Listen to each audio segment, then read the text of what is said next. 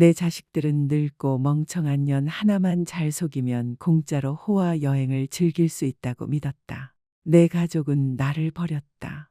내가 평생 꿈꿔왔고 그들 모두를 위해 준비했던 호화 크루즈 여행을 결국 그들끼리 떠났다. 믿기 힘들겠지만 그 여행의 모든 비용은 내 이름으로 된 신용카드로 결제되었다. 그 사람들은 몰랐다. 이 연약하고 늙은 여자가 아직도 은행 명세서를 확인할 줄 알고 단 한 통의 전화만으로 그들의 꿈 같은 휴가를 바다 위 지옥으로 만들 수 있다는 걸. 이 이야기를 시작하기 전에 혹시 이 글을 어디서 몇 시에 보고 계신지 댓글로 알려주시면 좋겠다. 단지 내가 혼자가 아니라는 걸 알고 싶을 뿐이다. 만약 이 이야기가 마음에 와닿는다면 구독도 고려해 주셨으면 한다. 더 많은 사람들이 노인 학대의 현실을 알 수 있도록 말이다. 이제 내가 겪은 진짜 이야기를 들려드리겠다. 내 이름은 김말순이다. 71살이 된 지금 내 꿈은 예전보다 작아지고 구체적이 되었지만 그 소중한 만큼은 결코 줄지 않았다. 사랑하는 남편을 잃은 지 벌써 5년이 지났다. 은퇴 후 함께 하려던 거대한 여행들, 피라미드를 보러 가는 일, 스위스 알프스를 천천히 달리는 기차 여행 같은 것들은 남편 없는 지금의 나에게는 너무도 광활하고 공허해서 홀로 감당하기엔 버거운 감정들이었다. 하지만 끝끝내 사라지지 않는 꿈이 하나 있었다. 마음 한구석에서 고집스럽게 타오르던 작은 불꽃 같은 꿈. 가족 모두가 함께하는 크루즈 여행이었다. 나 혼자만을 위한 것이 아니라 내 아들 준호와 며느리 선영 그리고 사랑스러운 손주들인 하윤이와 도윤이까지 우리 네 식구가 함께하는 여행이었다. 나는 상상하곤 했다. 따뜻한 햇살이 내리쬐는 드넓은 갑판 위에서 모두가 함께 바다 바람을 맞으며 웃고 있는 모습을, 남극의 햇빛이 우리의 얼굴을 비추고 짭조름한 바닷바람이 지친 마음을 정화해주는 듯한 그런 순간을 말이다. 그 여행은 나와 아서가 함께 쌓아온 사랑과 삶의 유산을 증명하는 마지막이자 가장 찬란한 가족의 추억이 될 것이라 믿었다. 내가 살아가는 남은 세월을 지탱해줄 단 하나의 기억이 되리라 생각했었다. 내 아들 준호는 올해 44살이다. 나는 언제나 그 아이가 마음속 깊이는 착한 사람이라 믿어왔다. 하지만 동시에 며느리 선영의 야망에 너무 쉽게 휘둘리는 사람이기도 했다. 41살인 선영은 자신의 삶을 온통 SNS의 필터를 통해서만 보여주는 여자였다. 매끈한 이미지, 쉽게 얻은 듯한 성공과 우아함을 끊임없이 연출하려 했고 나는 늘 그 화려함 뒤에 숨겨진 허약한 재정 상태를 의심하곤 했다. 그들은 정돈된 외곽 지역의 예쁜 집에 살고 있었다. 겉보기엔 넉넉하고 풍요로워 보였지만 가끔 준호가 흘리듯 이야기하던 현금 흐름의 어려움이나 시장 상황에 대한 한숨 속에서 나는 그들이 실제로는 아슬아슬한 경계선 위에서 살아가고 있다는 걸 눈치채고 있었다. 그래도 나는 그 꿈을 손에서 놓지 않았다. 마치 내가 평생 애지중지 키워온 상 받은 난처럼 조심스럽고 끈질기게 보듬으며 지켜왔다. 그 아이들이 점점 뜸해진 일요일 방문을 할 때마다 나는 여전히 광택나는 크루즈 홍보 책자를 꺼내 들곤 했다. 푸르른 바다와 웃고 있는 가족들로 가득한 페이지들을 넘기며 조심스럽지만 간절한 기대를 담아 말했다. 이거 정말 멋지지 않니? 일주일 동안 섬들을 도는 코스래. 우리 모두 같이 가면 얼마나 좋을까? 내가 다 낼게. 너희 아버지와 내가 함께 남긴 마지막 선물 같은 여행이야. 다 준비해놨어. 내가 비용을 다 부담하겠다고 말하면 준호의 눈빛이 순간 반짝이곤 했다. 마치 내가 기억하던 무엇에든 신나하던 어린 시절의 준호가 잠시나마 되살아나는 것 같았다. 엄마, 진짜 멋질 것 같아요. 준호는 그렇게 말하며 미소 지었다. 하지만 선영은 어김없이 입가에 억지로 지은 듯한 얇고 차가운 미소를 띠며 고개를 끄덕였다. 그리고는 눈길을 살짝 돌려 내가 살고 있는 소박하지만 정갈한 거실을 빠르게 훑어보았다. 그 시선은 무심하고도 단정적이었다.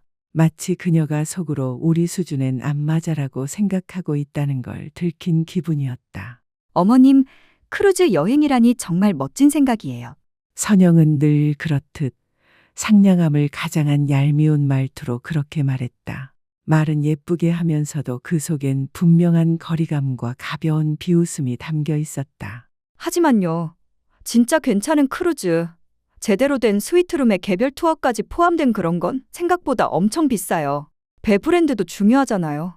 어설프게 가느니 아예 안 가는 게 나을 수도 있고요. 결국 사진이 전부인걸요. 그녀의 말은 겉으론 우아했지만 내 꿈을 은근히 깎아내리는데 한치의 망설임도 없었다. 그 순간은 나도 모르게 내 인생의 비극적인 전환점을 직접 그녀들 손에 건네준 시간이기도 했다. 몇 년 전 아서가 세상을 떠난 직후였다.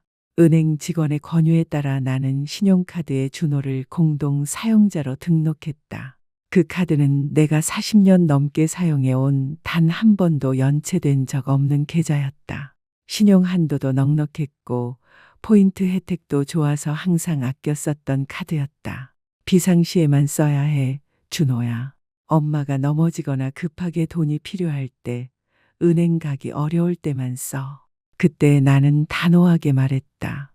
준호는 고개를 끄덕이며 아무렇지 않게 받아들였고 그 카드는 그의 지갑 속에 조용히 자리 잡았다. 몇 년 동안 한 번도 문제를 일으키지 않았고 어쩌면 그것이 내가 아들에게 가졌던 신뢰의 가장 큰 상징이었는지도 모른다. 그날 오후 준호는 뭔가 번뜩이는 생각이 떠오른 듯한 눈빛으로 나를 바라보며 말했다. 그 눈빛은 어쩐지 옆에 앉아있는 선영에게서 무언의 신호라도 받은 듯 보였고 나는 그 기류를 외면하지 못한 채 조용히 숨을 삼켰다. 엄마, 말인데요. 이 크루즈 여행 엄마 카드로 예약하는 건 어때요? 포인트도 엄청 쌓이고 캐시백도 꽤 클 거예요. 일단 전체 금액을 엄마 카드로 결제하고 제가 연말 보너스 나오면 그때부터 조금씩 갚을게요. 현금 흐름을 생각하면 훨씬 효율적인 방법이죠. 나는 잠시 말이 막혔다. 한 번에 그렇게 큰 돈을 카드에 올리는 건 우리 세대에겐 익숙하지도 않고 어쩌면 금기와도 같은 일이었다. 하지만 준호는 어찌나 확신에 차 있었던지 마치 전문 재무 상담사라도 된 듯 자신만만하게 말을 이어갔다. 가치 극대화, 전략적 소비, 효율적 자금 운용, 그의 말은 하나같이 내가 감당하기엔 낯선 언어였고 나는 그 앞에서 한 발 뒤로 물러선 듯한 기분이 들었다. 나는 은퇴한 교사일 뿐이었다. 세상의 흐름에 점점 뒤처지고 있는 늙은 엄마였다. 하지만 그는 내 아들이었다. 누구보다 믿고 싶은 존재였고 나름 성공한 사람이라고 여겨왔기에 어리석게도 나는 결국 고개를 끄덕이고 말았다. 그래, 알겠다. 대신 정말 크루즈를 위한 거라면? 나는 그렇게 말하며 대답했지만 가슴 한켠에는 말로 설명할 수 없는 불안감이 서서히 고개를 들고 있었다. 우리 모두를 위한 거니까요. 그 한마디로 내 운명은 조용히 결정되고 말았다. 그 후 몇 주 동안 이어진 일들은 말 그대로 정교한 조종과 무시의 교과서 같았다. 내가 들뜬 마음으로 예약 날짜를 물을 때마다 준호는 늘 애매한 말로 답을 피했다. 아직 딱 맞는 일정표를 찾고 있어요. 엄마, 선영이가 일정이랑 액티비티를 다 체크 중이거든요. 특히 요즘은 인스타그램에 올릴 만한 게 중요한 시대잖아요. 그 말들은 겉으론 바빠서 그렇다는 듯 꾸며졌지만 점점 내 꿈이 뒷전으로 밀리고 있다는 신호였다. 어느 날 오후 나는 신문에서 봤던 노년층 전용 할인 상품을 보고 기쁜 마음에 전화를 걸었다. 우리가 이야기했던 바로 그 크루즈였다. 수화기 너머로 선영의 목소리가 들렸다. 아, 어머님. 그녀는 깊은 한숨을 내쉬며 말했다. 요즘 저희가 정말 정신이 없어요. 그리고 사실 제가 크루즈 프로그램을 좀 찾아봤는데요. 짚라인이나 스노클링 같은 게 많더라고요. 어머님께는 너무 힘들지 않을까 해서 걱정이 되네요. 저희가 여기저기 모험을 다니는 동안 어머님께서 배에만 계시게 되면 그건 또 얼마나 지루하겠어요. 안 그래요? 그녀의 말은 조심스럽게 포장된 배제였다. 그 말 속에 담긴 의미는 너무도 분명했다. 너무 늙으셨어요. 당신은 우리와 함께할 수 없어요. 나는 짐이었다. 내가 함께하면 그들의 속도를 늦출 거라고 생각했을 것이다. 나는 그 아이들이 정성껏 짜놓은 가족 여행이라는 아름다운 환상에 너무도 깊이 빠져 있어서 그 안에 스며든 썩은 균열들을 전혀 알아차리지 못했다. 선영이 내가 방에 들어오면 다급히 통화를 끊는다든지 준호와 눈빛을 주고받으며 묘하게 승리감 어린 미소를 지을 때조차도 나는 그냥 넘겼다. 크루즈 이야기가 점점 언급되지 않게 되었고 나는 그 침묵을 그저 바쁜 일상 때문이라고 여겼다. 내 조용한 외로움 속에서 그 침묵은 배려와 시간이 부족한 탓이라고 믿고 싶었다. 하지만 그것은 사실은 내 등 뒤에서 조용히 짜여지는 계략의 냉랭한 정적이었다. 결정적인 희망의 마지막 숨결은 일요일 오후였다. 요즘은 거의 찾아오지 않던 그 아이들이 드물게 방문한 날이었다. 나는 정성껏 내 특기인 레몬 머랭 파이를 만들었다. 준호가 어릴 적부터 가장 좋아하던 디저트였다. 그런데 그는 거의 손도 대지 않았다. 엄마, 그 크루즈 말인데요.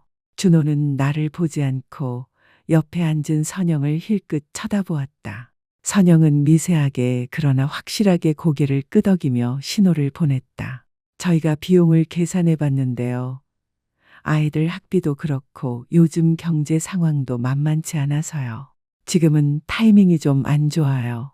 그 크루즈 라인이 생각보다 가격이 엄청나더라고요. 그래서 이번 여행은 미뤄야 할 것 같아요. 내년쯤이면 어떨까 싶어요. 그 말은 거짓이었다. 누구보다 그들 스스로가 잘 알고 있었고 나도 느낄 수 있었다. 말도 안 되는 핑계에 불과했다. 하지만 진짜 가슴을 후벼판 건 이어지는 선영의 말투였다. 그녀는 식탁 너머로 내 손등을 스스럼 없이 덮었다. 차갑고 매끈하게 손질된 손톱 끝이 닿는 순간 나는 속으로 몸을 움찔했다. 솔직히요, 어머님. 그녀는 꾸며낸 걱정과 염려로 가득한 목소리로 말했다. 이게 오히려 잘된 일일 수도 있어요. 그렇게 큰 크루즈는 사실 정말 힘들잖아요. 걷는 것도 많고 시차도 다르고 더위도 심하고요. 저희는 그냥 어머님께서 너무 무리하실까봐 계속 걱정했어요. 차라리 조용히 집 근처에서 푹 쉬시는 게 훨씬 편하지 않으실까 해서요. 다 어머님을 위한 생각이에요. 그 말들은 부드럽고 정중한 척하지만 내 건강과 의지 그리고 마음속 열망을 송두리째 무시하는 말들이었다.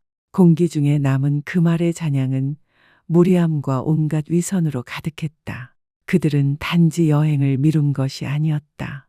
그들은 아주 우아하면서도 잔인하게 내가 오랜 시간 가슴에 품어온 그 꿈에서 나를 지워버리고 있었다. 그것은 내 꿈이었지만 그들의 이야기에서 나는 더 이상 등장하지 않는 인물이었다. 나는 너무 늙었고 나는 그들에게 짐이었고 내가 있으면 그들의 속도를 늦출 거라고 생각했겠지. 그 순간 나는 모든 진실을 보았다. 준호가 끝끝내 나와 눈을 마주치지 못한 그 시선에서 그리고 선영이 입가에 머금은 우쭐하고 연민 어린 미소에서 그들은 나를 데려갈 생각이 없었다. 지금도 그리고 앞으로도 절대. 그날 저녁 나는 크루즈 브로셔들을 조용히 접어 서랍 깊숙이 넣었다. 이미 익숙해져 버린 실망의 무게가 마음을 짓눌렀다. 나는 그저 관리 대상이 되어버린 늙은 엄마였다. 이제는 스스로 결정할 수 없는 사람, 무엇이 좋은지 타인이 판단해주는 존재. 그 모든 것을 나는 받아들였다. 그동안 내가 받아온 자잘하고도 은근한 무시들처럼 이번에도 조용히 슬프지만 체념하며 받아들이기로 했다. 나는 다투고 싶지 않았다. 단지 아들의 사랑이 필요했을 뿐이다. 그 사랑을 얻기 위해 내 작은 꿈 하나쯤 내려놔야 한다면 그래도 괜찮다고 스스로를 다독였다. 그날 밤 나는 준호에게 문자를 보냈다. 크루즈 여행 거는 이해했어. 아들, 엄마 걱정은 말고. 혹시 모르니까 내 지갑에 아직도 비상용 신용카드 들어있는 거 알지? 무슨 일 생기면 언제든 써도 돼. 사랑한다, 엄마가. 그 한마디는 곧 비록 너희가 나를 아프게 했지만 그래도 나는 너를 사랑하고 여전히 믿고 있다는 뜻이었다. 어리석고도 모성적인 믿음, 나중에 내가 깊이 후회하게 될 순진한 신뢰의 표현이었다. 그 후 나는 조용하고 쓸쓸한 겨울을 받아들이기로 했다. 준호와 선영은 말 그대로 눈코 뜰 새 없이 바쁘다고 했다. 예상대로 그들의 방문은 거의 끊겼고 대신 재촉하는 말투의 전화 한 통이 그들의 안부를 대신했다. 전화 속 그들은 늘 자신들의 일로 정신이 없어 보였다. 나는 억지로 연락하거나 매달리지 않았다.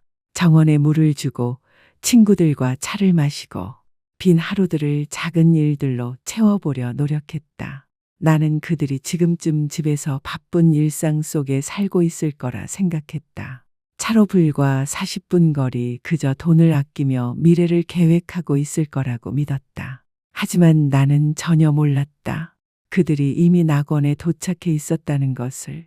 그들은 거짓말을 했던 것이다. 여행은 미뤄진 게 아니었다. 그들은 그 여행을 몇 주 전, 그러니까 준호가 내 신용카드로 결제하면 포인트가 얼마나 쌓이는지 설득한 바로 다음 날에 예약해두고 있었다. 그런데 예약된 인원은 5이 아니라 4명이었다. 준호, 선영, 그리고 내 소중한 손주 하윤이와 도윤이.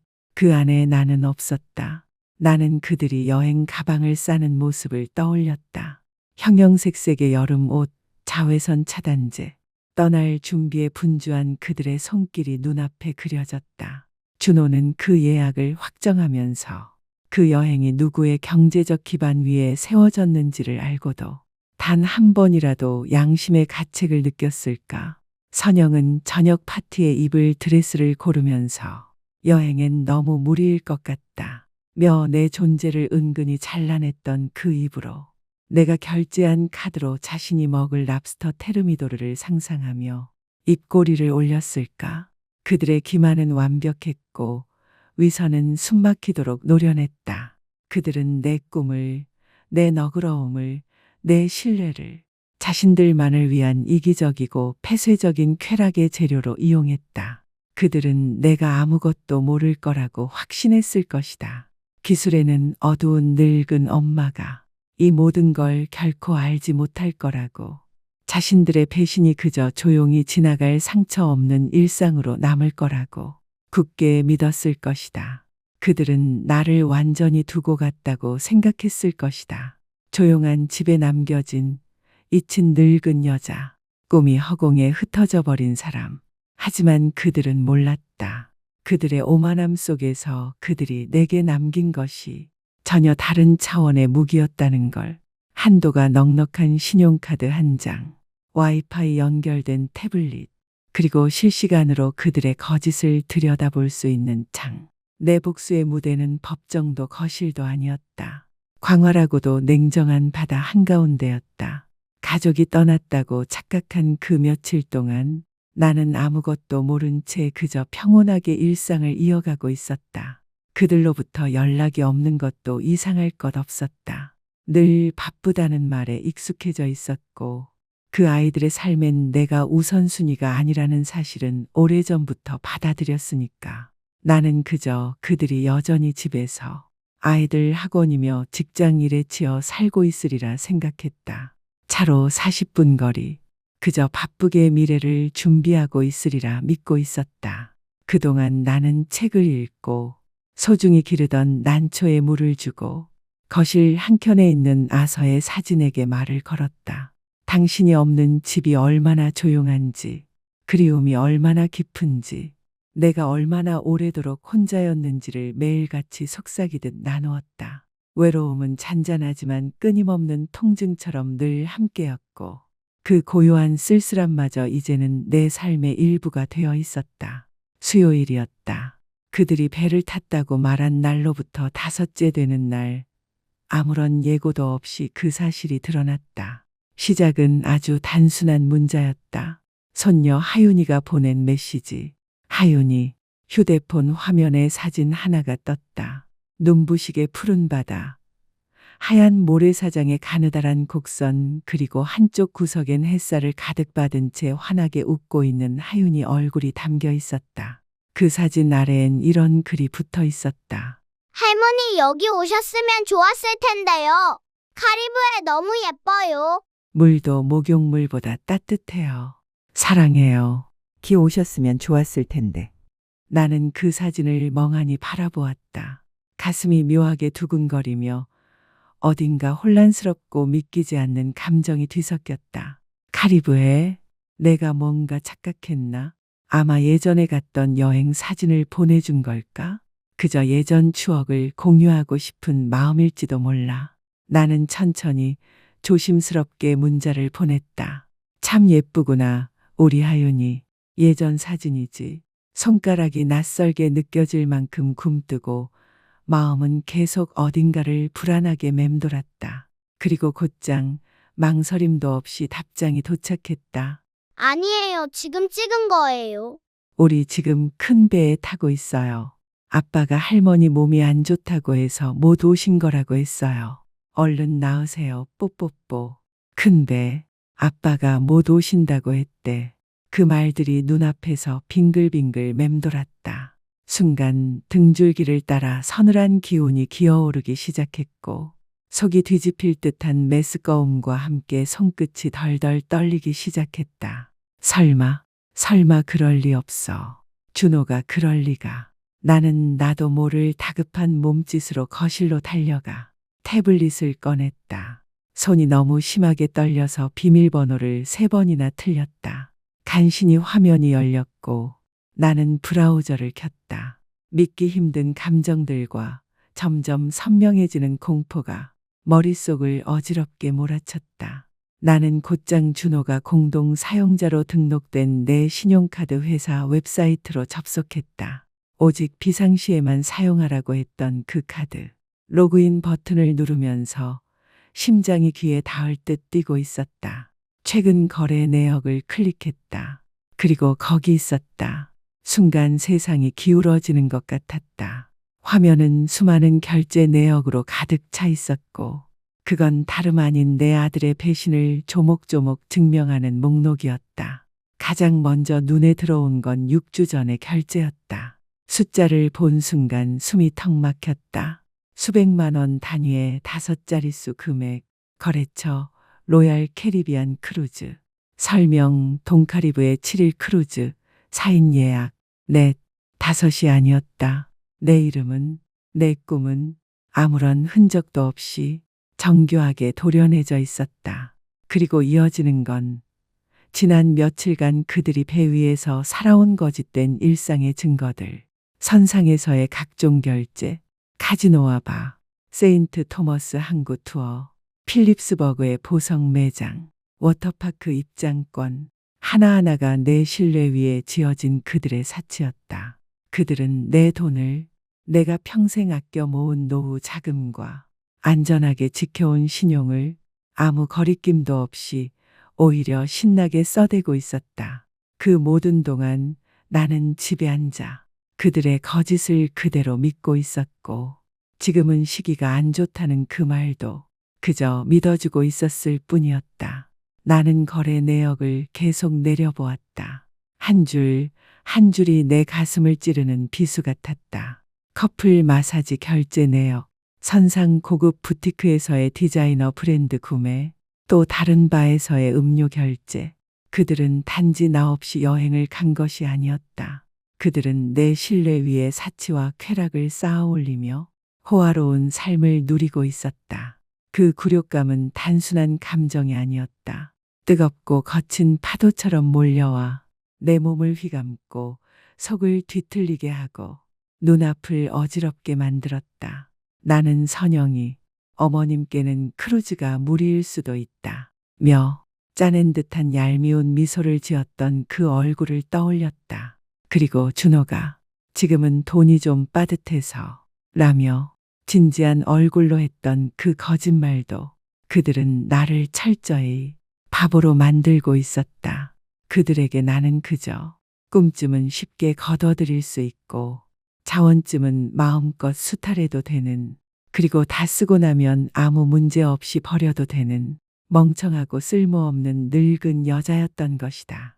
그 배신에서 오는 슬픔은 그 깊이와 무게를 이루 말할 수 없을 만큼 컸다. 내가 사랑했던 사람들이 나를 이토록 잔인하게 내팽개칠 수 있다는 현실 앞에 숨 쉬는 것조차 힘겨웠다. 하지만 그 슬픔의 한가운데서 서서히 그러나 분명하게 피어오르는 감정이 있었다. 차갑고 날카로우며 무엇보다도 명확한 감정. 그건 용서할 수 없는 상처를 입은 여자의 고요하고도 단단한 분노였다. 그들은 내가 너무 늙어서, 너무 순진해서, 기술에는 전혀 무지해서 자신들의 계획을 알아차릴 리 없다고 생각했다. 그들은 내 삶의 마지막 자산이자 안전장치였던 신용카드를 나를 배제하고 모욕하는 데 사용하는 무기로 만들어버렸다. 그리고 그 순간 내 입가에는 아주 느리게 그러나 위험할 만큼 의미심장한 미소가 떠올랐다. 그 미소는 교실 안에서 누군가 친구를 괴롭힐 때 내가 그 아이를 단호히 다잡기 직전에 지었던 바로 그 표정이었다. 그들은 치명적인 실수를 했다. 너무도 오만한 착각 하나. 그들은 나를 육지에 두고 떠났다는 것이다. 내 손에는 태블릿이 있었고 내 계좌의 비밀번호도, 카드 뒷면에 또렷이 적혀 있는 고객센터 번호도 있었다. 반면 그들은 바다 한가운데 떠 있는 호화로운 유람선 위에 갇혀 있었다. 그들이 누리고 있던 모든 사치와 편안함은 오직 단 하나, 매우 연약한 한 줄기의 신용 위에 매달려 있었다. 바로 내 신용이었다. 그리고 나는 여행엔 너무 늙었다고 평가받은 김말순이라는 할머니가 이제 그 줄기를 끊어낼 참이었다. 그날 오후 내내 나는 냉정하고 무서우리만치 침착한 여자였다. 처음엔 아들의 그리고 며느리의 심장을 찌르는 듯한 배신에 마음속이 소용돌이쳤다. 그 격렬하고 혼란스러웠던 슬픔의 폭풍이 지나간 자리에 남은 것은 차갑고 단단한 순도 100%의 결심뿐이었다. 눈물은 더 이상 나오지 않았다. 슬퍼할 시간도 이제 끝이었다. 이제는 전략을 세울 때였다. 나는 즉시 행동하지 않았다. 그건 내 방식이 아니었다. 내 분노는 단숨에 터져나오는 홍수가 아니었다. 서서히 밀려오되 결코 멈추지 않는 밀물처럼 묵직하고도 막을 수 없는 힘으로 차오르고 있었다. 나는 오래된 가계부를 꺼냈다. 손은 놀라울 만큼 침착했고 나는 한 줄 한 줄 모든 걸 기록해 나갔다. 하윤이가 보낸 그 결정적인 문자 메시지의 날짜와 시각, 온라인 카드 내역에서 확인한 모든 사기성 결제 항목들을 하나도 빠짐없이 옮겨 적었다. 크루즈 여행사에 결제된 거액의 금액, 선상바에서의 술값, 세인트마틴의 보석 가게 결제, 돌고래 체험 투어까지. 나는 단지 내 마음의 균형을 되찾기 위해서만이 아니라 곧 마주하게 될 피할 수 없는 대면을 위해 증거를 차곡차곡 준비하고 있었다. 나는 그들의 오만함을 곱씹었다. 내가 모를 거라고, 아무것도 파악하지 못할 거라고 굳게 믿고 있었던 그 확신 말이다. 그들에게 나는 아직도 연필로 가계부를 정리하고 인터넷 뱅킹은 복잡해서 건드리지도 못하는 한물간 시대의 유물 같은 존재였을 것이다. 하지만 그들은 잊고 있었다. 준호가 처음 컴퓨터를 배운 게 누구 덕이었는지를, 그리고 내가 교직 마지막 10년 동안 첨단 교육 기술을 현장에 도입했던 사람이었다는 사실을. 그래, 나는 디지털 네이티브는 아니었다. 하지만 결코 디지털 바보는 아니었다. 그들은 그들의 나이차별적 편견 속에서 치명적인 계산 실수를 저질렀다. 그리고 내 계획은 아주 단순하고 잔인하리만큼 정교하며 단 한 가지 조건만을 필요로 했다. 인내심. 지금 이 순간에도 그들은 리도텍 수영장 옆에서 피냐 콜라를 마시며 세상 모르게 웃고 있었겠지. 내 돈으로 아무런 걱정 없이 나는 그들의 선상 계정이 내 신용카드와 직접 연결되어 있다는 걸 알고 있었다. 그건 예전에 내가 꿈꾸며 정독했던 크루즈 브로셔에서 확인한 사실이었다. 한 잔의 칵테일, 하나의 기념품, 한 스쿱 더 얹은 아이스크림까지 모두 그들의 객실에 달아놓고 있었을 것이다. 그리고 그 모든 금액은 여행 마지막 날 혹은 일정 중간에 한꺼번에 청구될 예정이었다. 만약 지금 당장 카드를 정지시킨다면 그 효과는 즉각적일 것이다. 혼란은 피할 수 없겠지만 그 범위는 제한적일 것이다. 크루즈의 총무가 문제를 알리고 준호는 놀라 허겁지겁 전화를 걸어오겠지.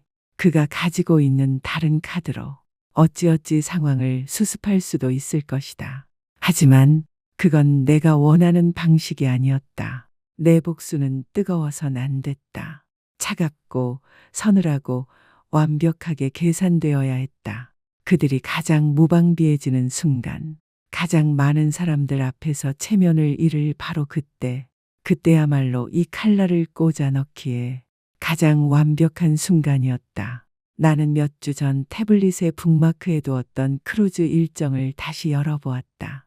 함께 나눌 수 있기를 간절히 바랐던 그 여행, 그들과 나란히 그려보았던 그 여정, 일정표 속바다 위 항해일들을 하나하나 확인했다. 어느 항구에도 닿지 않는 날들, 외부 ATM도 친구에게 송금 요청할 방법도 없는 날들. 그들은 이제 스스로 만든 호화로운 감옥에 갇혀 있었다. 떠다니는 도시 안에서 내 카드를 제외하면 단 한 푼도 손 쓸 수 없는 상태로 나는 크루즈의 마지막 이틀을 기다리기로 결심했다. 그 즈음이면 그들의 선상 결제 내역은 제법 장엄하고 뻔뻔한 금액으로 불어나 있을 테니까. 그들은 이미 수많은 액티비티를 즐겼을 것이다. 섬마다의 투어, 기념품 쇼핑, 호화로운 식사와 오락을 마음껏 누리며 그 모든 것을 내 돈으로 채우고 있었겠지.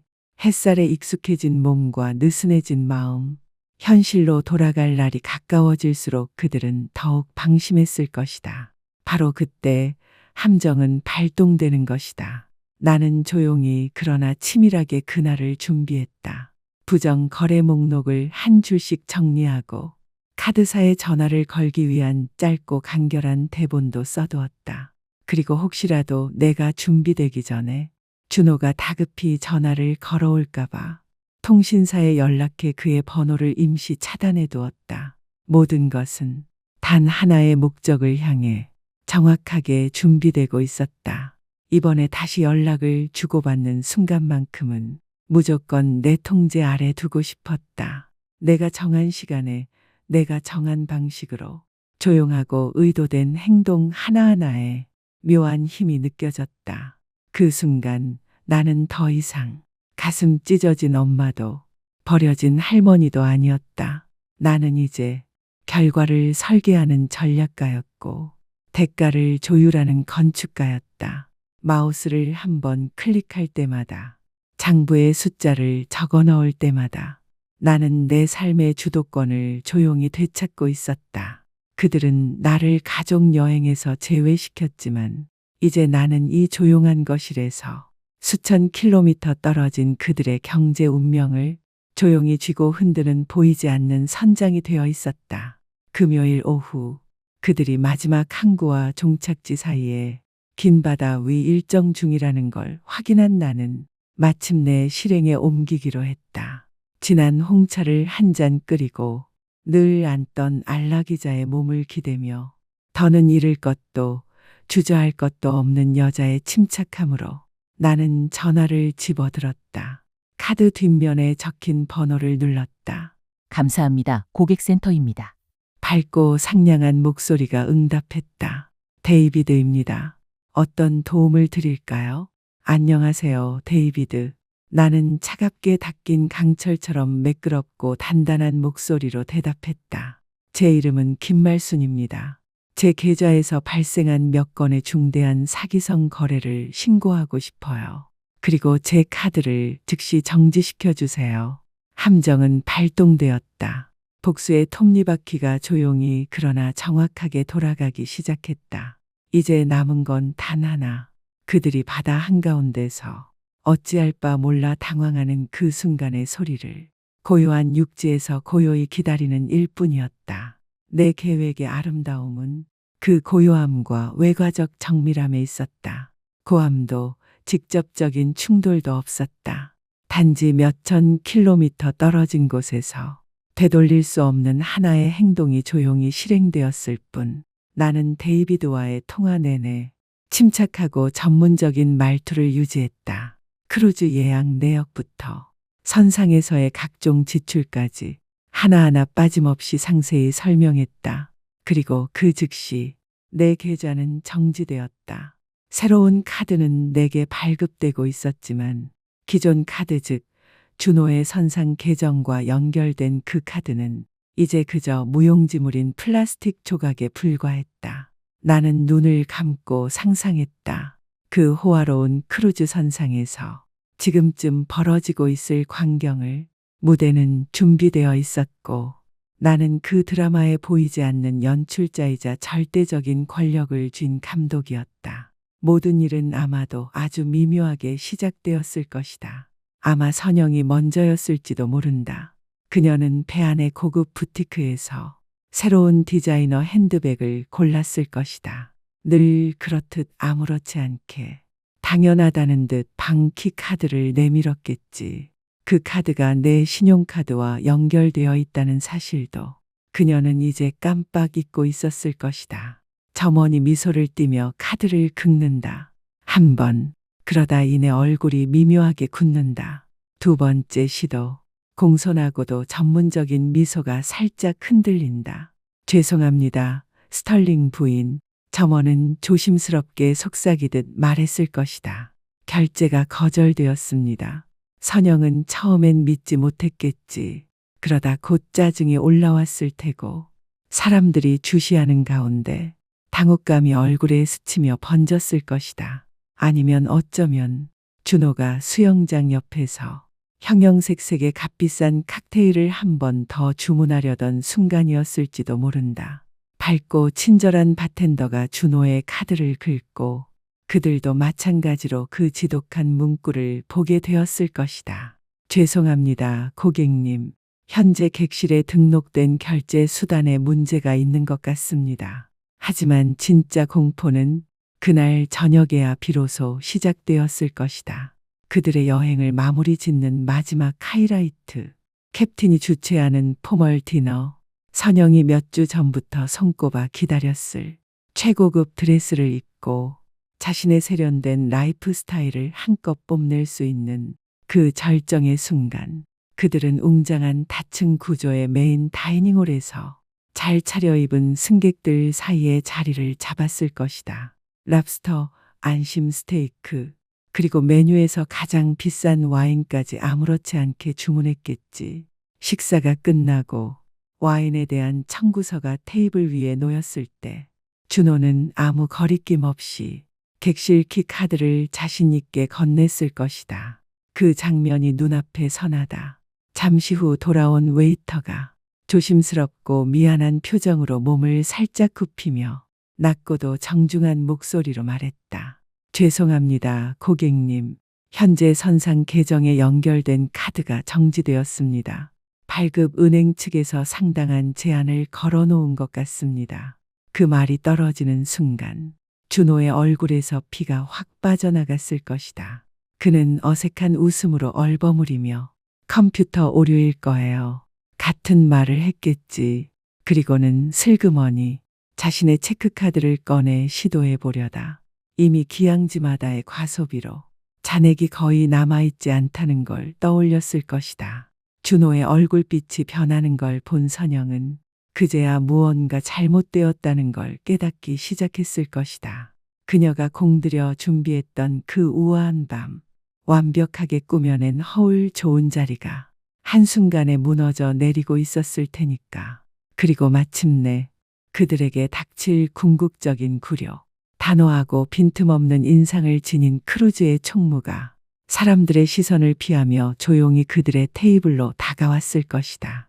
낮고도 정중한 목소리로 그는 설명했겠지. 현재 고객님의 선상 계정에 바, 스파, 카지노, 기념품 숍 등 모든 항목에서 상당한 금액이 청구되어 있으며 이 모든 비용은 지금 즉시 결제하셔야 합니다. 그리고 유효한 결제 수단이 없을 경우 객실키는 정지되며 선상 내 모든 권한은 제한됩니다. 그 순간 그들은 더 이상 아무것도 소유하지 않은 존재가 되었다. 호화로운 도시처럼 떠있는 배 위에서 돈 한 푼 없는 표류자로 전락한 것이다. 그들의 숨죽인 말다툼 소리가 들리는 듯했다. 준호는 선영을 향해 너무 흥청망청 써댔다. 고 원망했을 테고 선영은 날카롭게 쏘아붙였겠지. 이런 사태에 대비한 플랜 B도 없이 늙은 엄마의 카드만 믿고 갔던 게 누구야? 그들은 완전히 갇혀 있었다. 대서양 한복판, 다음 항구까지 하루나 더 남은 거리, ATM도 없고 친구에게 급히 송금받을 방법도 없는 그들만의 섬. 크루즈 측의 자비에 전적으로 의존할 수밖에 없는 그 순간, 그들의 체면도 지위도 무너지는 건 순식간이었다. 그들은 어쩔 수 없이 굴욕적인 전화를 크루즈 총무 사무실에 걸어야 했을 것이다. 어떤 식으로든 타협을 간청하며 아마 미래의 소득을 담보로 한 어떤 약정서 같은 문서에 서명해야 했겠지. 그 모든 과정이 배 직원들 공손하지만 날카롭게 판단하는 시선 아래서 이루어졌을 것이다. 그 후에 모든 식사는 협상의 대상이 되었을 것이다. 한 잔의 음료조차도 자신들이 더 이상 지불할 능력이 없는 존재라는 사실을 또렷이 상기시키는 조용한 모욕이 되었겠지. 그들만의 호화 여행. 그렇게 잔인하게 어머니를 배제하고 떠났던 승리의 탈출극은 이제 황금빛 감옥으로 뒤바뀌었다. 그들의 탐욕과 어리석음을 증명하는 떠다니는 증거로.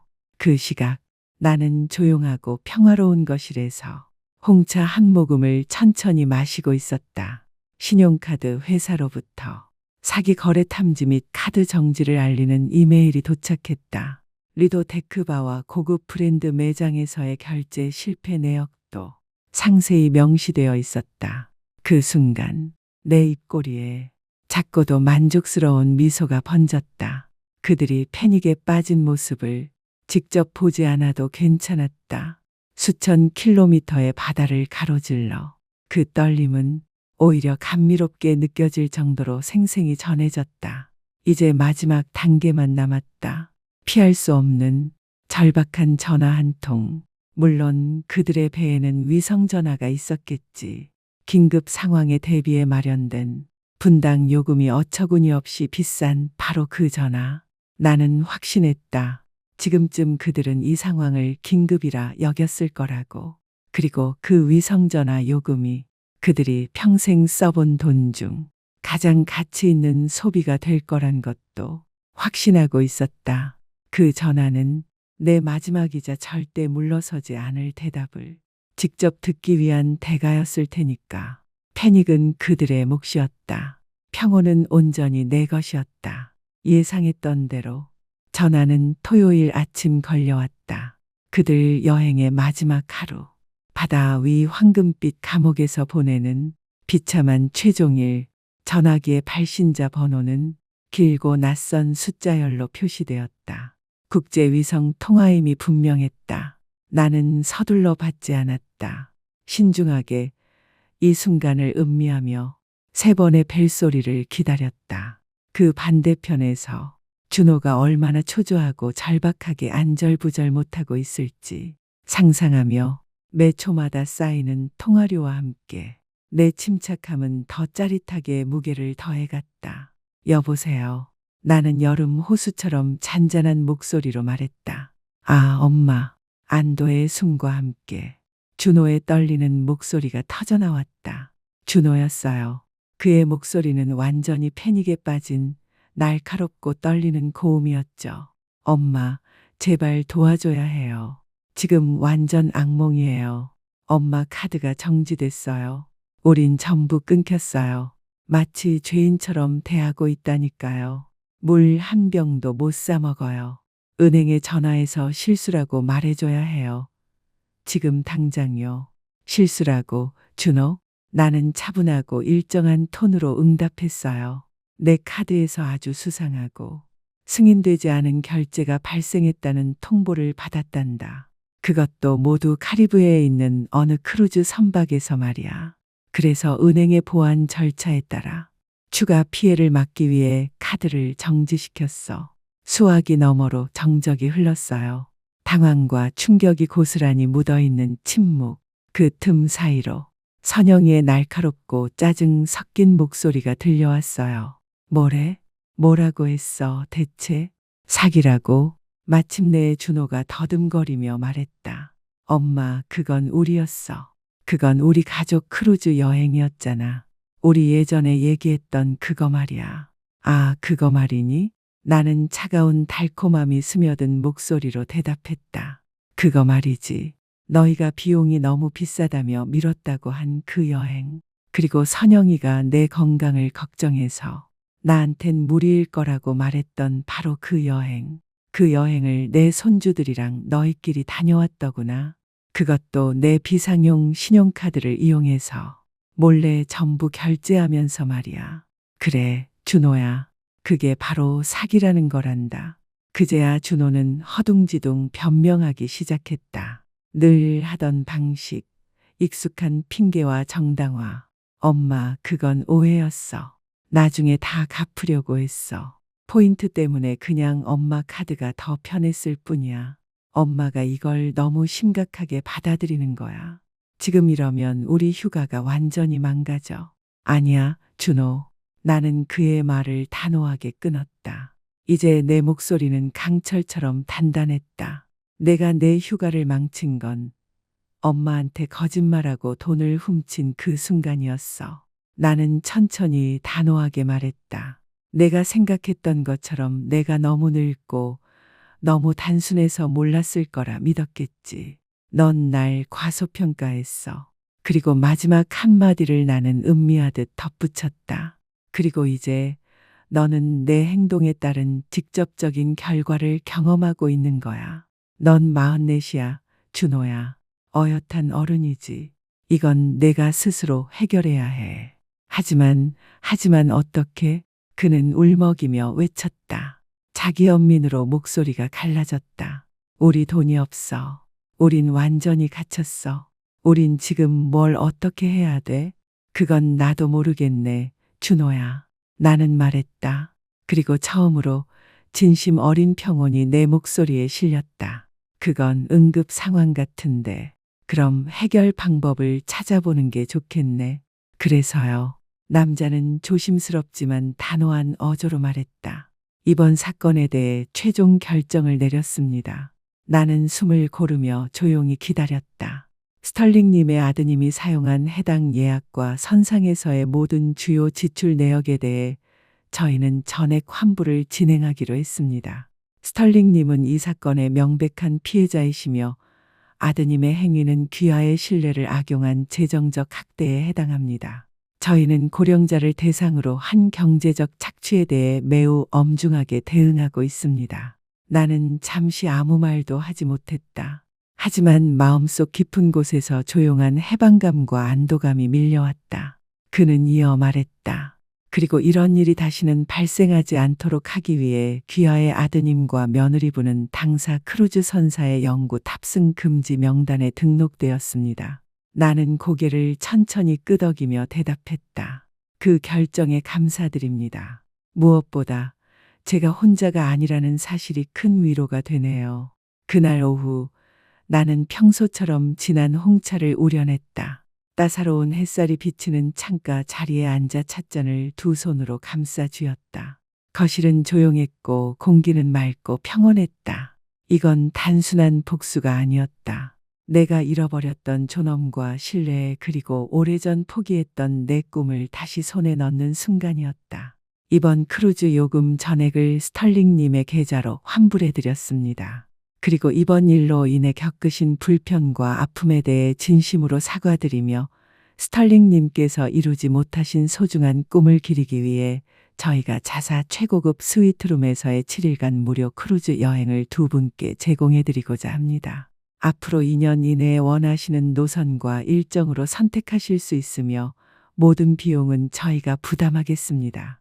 나는 아무 말도 할 수 없었다. 전액 환불, 그리고 무료로 제공되는 고급 크루즈 여행. 그들이 내 신뢰를 배신하고 내 꿈을 짓밟은 그 배에서 이제는 내가 진짜 주인공이 되어 항해를 시작하고 있었다. 그들이 나를 지워내려 한 바로 그 여행에서 나는 조용히 그러나 완전히 복권되었다. 이 이야기는 내 정원에서 외롭게 끝나지 않았다. 몇 달 후 나는 고요한 발코니에 앉아 있었다. 카리브해의 햇살이 따뜻하게 내 얼굴을 감싸고 있었다. 손에는 내가 좋아하는 진한 홍차 한 잔, 테이블 위에는 예전부터 모아두었던 크루즈 안내 책자가 펼쳐져 있었다. 나는 마침내 그 여행을 떠났다. 오래도록 가슴속에 품었던 그러나 한때 빼앗겼던 그 여정을 이제는 아무도 나를 배제할 수 없었다. 그 어느 디저트보다 그 어느 위로의 말보다도 더 달콤한 순간이었다.